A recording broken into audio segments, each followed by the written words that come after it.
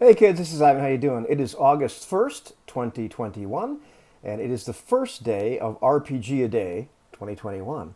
And our singular prompt for today is the word scenario. Some of the other days there are multiple prompts, and you get to choose which ones you want to use, or just use the main one, etc., etc. There's all kinds of information out there about RPG A Day so far on Autocratic's blog and on Runeslingers and all kinds of stuff. So I'm not going to talk about that. This video isn't about that, but get involved with RPG A Day because it's a really cool way to spread positivity about the role-playing game hobby instead of talking about all kinds of negative junk all the time. Anyhow, this video is not about that either. So the starting word, or the prompt rather, is scenario. And so today, as a matter of fact, this morning at the ungodly hour of 6:30 a.m. Eastern Standard Time for me, and I think a couple of weeks ago as well, maybe 2 or 3 weeks ago, we were involved in a scenario. That's all we were given. And we've been playing a game of Star Wars Age of Rebellion, Fantasy Flight games, one of the three games by Fantasy Flight that's under the Star Wars umbrella. And so my friend Eloy has been running that, and I've been playing with Anthony and Jose and Craig. So all friends. And we've been having a great time. And so far, what Eloy has been doing up until this point is giving us the more standard mission-based play of that game, where here's your mission, and he has some stuff prepared. He kind of has a little bit of a script of, where we might go, and, A to B to C and all that kind of stuff. And we have agency and what have you, but it's a little bit more linear. And, that's fine. We got to know who these characters were. It was a jumpstart for the game, for the campaign, if you will. And now, on the other hand, we are in the thick of it. And this time, he said, we had some discussions out of game because we discussed things as friends. And he said, I think this time I'm just going to prep a little bit and have a starting scenario and see where you guys take it.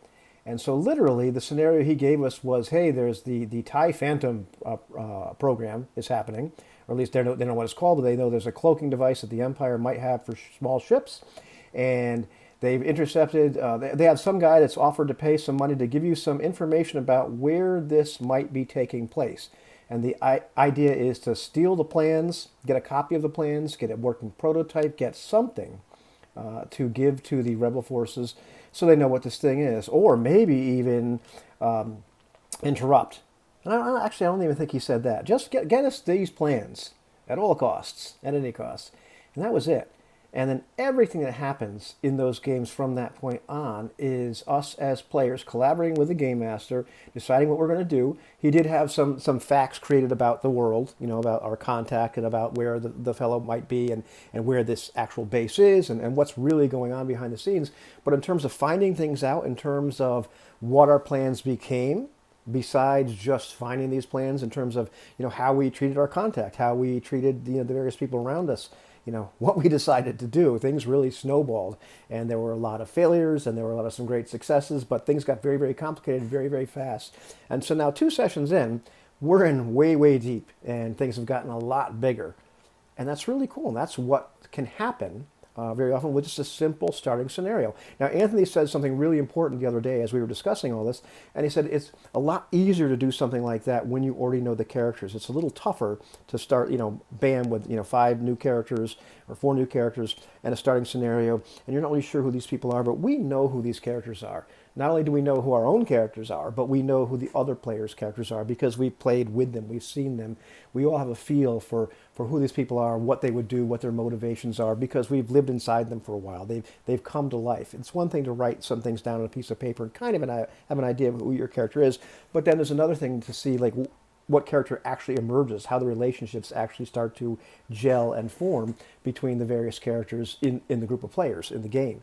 And so now, when we've been given this scenario, after we've been on some missions, after we've seen how these people act, it's very, very easy to kind of become very extemporaneous and just go. We've got our scenario, and this instantly gives us this starting point, great jumping off point, where we start to improvise. And so Eloy is literally prepared to improvise, and we have prepared ourselves to improvise by preparing to play these characters, by preparing who they are, what they're all about, and we're all, prepared to play the genre. We're all very familiar with Star Wars. We all are kind of pushing towards the same feel, the same, we have the same vision of what the genre of Star Wars and the idiom of Star Wars is. So it's cool. So that's been my very positive experience with a simple starting scenario, and just from one little thing, boom, the whole game becomes a living, breathing, dynamic organism, and nobody knows what's going to happen next.